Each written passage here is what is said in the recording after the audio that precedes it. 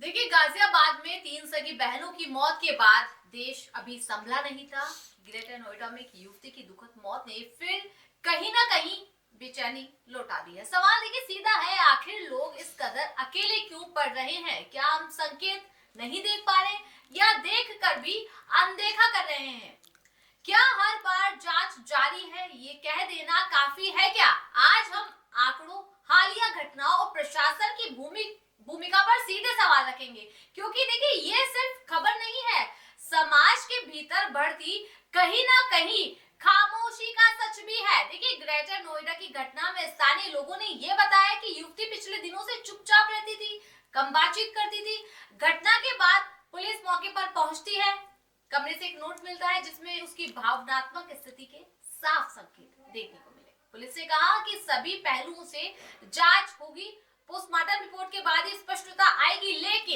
लेकिन यहीं से असली सवाल शुरू होते हैं। क्या ऐसे संकेतों को पहचानने के लिए कोई व्यवस्था हमारे मोहल्लों, सोसाइटी, स्कूल, कॉलेज और कार्यस्थलों पर मौजूद है? ये सवाल है। क्या किसी ने उसकी चुप्पी को गंभीरता से लिया भी है या नहीं लिया है? वहीं अगर रिकॉर्ड्स की बात करें, देखिए अगर हम रिकॉर्ड देखें तो तस्वीर और ज्यादा चिंताजनक है और ज्यादा भयावह। एनसीआरबी के अनुसार 2022 में देश भर में 1,70,924 आत्महत्या के मामले दर्ज हुए हैं और 2023 में ये संख्या बढ़कर 1,71,418 तक पहुंची। इनमें बड़ी हिस्सेदारी पुरुषों की है, लेकिन महिलाओं और युवाओं के मामले में भी लगातार इजाफा हो रहा है। वहीं छात्र समुदाय से जुड़े हजारों मामले दर्ज हुए हैं। राजस्थान की बात करें तो 2022 में लगभग 5,343 मामले दर्ज हुए। पिछले कई वर्षों से हर साल 5,000 से अधिक मामले सामने आते रहते हैं। औसतन देखें तो देश भर में हर दिन सैकड़ों और राजस्थान में हर दिन दर्जनों लोग अपनी जिंदगी खो रहे हैं। सवाल ये है, क्या ये सिर्फ आंकड़े हैं या सिस्टम के लिए कहीं ना कहीं बड़ी चेतावनी है? कुछ दिन पहले गाजियाबाद में 3 बहनों की मौत ने पूरे देश को झकझोर कर रख दिया। शुरुआती चर्चाओं में कई तरह की बातें सामने आई, लेकिन पुलिस ने कहा जांच के बाद स्पष्ट हो पाएगा कि क्या मामला था। अब ग्रेटर नोएडा की घटना, क्या ये 2 अलग घटनाएं हैं या एक ही सामाजिक पैटर्न की 2 कड़ियां हैं? क्या हम अपने आसपास के लोगों की खामोशी को समझ नहीं पा रहे हैं क्या परिवार, समाज और प्रशासन तीनों के बीच कहीं ना कहीं किसी संवाद की कमी है? यहाँ प्रशासन और पुलिस की भूमिका पर सीधे सवाल उठते नजर आ रहे हैं। हर घटना के बाद पुलिस की औपचारिकता प्रक्रिया शुरू होती है, स्थल निरीक्षण, साक्ष्य, पोस्टमार्टम, बयान।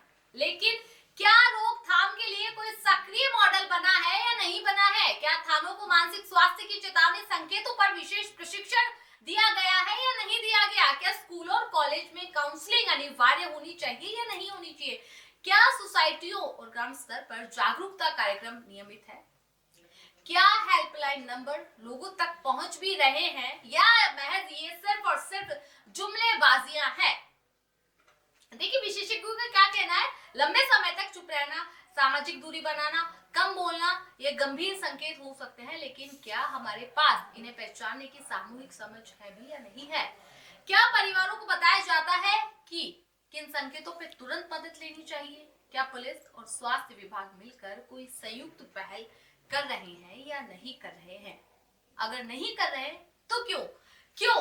सिर्फ ये सवाल है, जवाब पे सिर्फ और सिर्फ चुप्पी सामने आती है। सवाल और भी है, क्या मानसिक स्वास्थ्य अभी टैबू है? क्या लोग मदद मांगने में हिचकिचाते हैं क्योंकि समाज उन्हें समझ नहीं पाता? क्या प्रशासन ने शहरों और कस्बों में पर्याप्त काउंसलिंग सेंटर बनाए हैं या नहीं बनाए हैं? क्या युवा और महिलाओं के लिए अलग सपोर्ट सिस्टम है या नहीं है? क्या सोशल आइसोलेशन और डिजिटल दबाव को नीति निर्माण में जगह मिलती है या नहीं मिलती?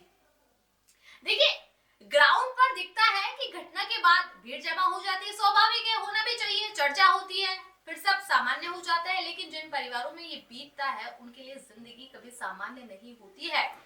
क्या प्रशासन की जिम्मेदारी सिर्फ जांच पूरी करना है या ऐसी घटनाओं को रोकने के लिए पहले से कोई काम करना? क्या पुलिस की भूमिका सिर्फ कागजी कार्रवाई तक सीमित रहनी चाहिए या समुदाय के साथ मिलकर रोकथाम का ढांचा तैयार करना चाहिए?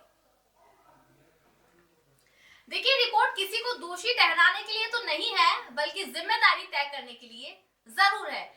क्योंकि जब आंकड़े लगातार बढ़ रहे हो तो ये कहना कि ये व्यक्तिगत मामला है पर्याप्त बिल्कुल नहीं है।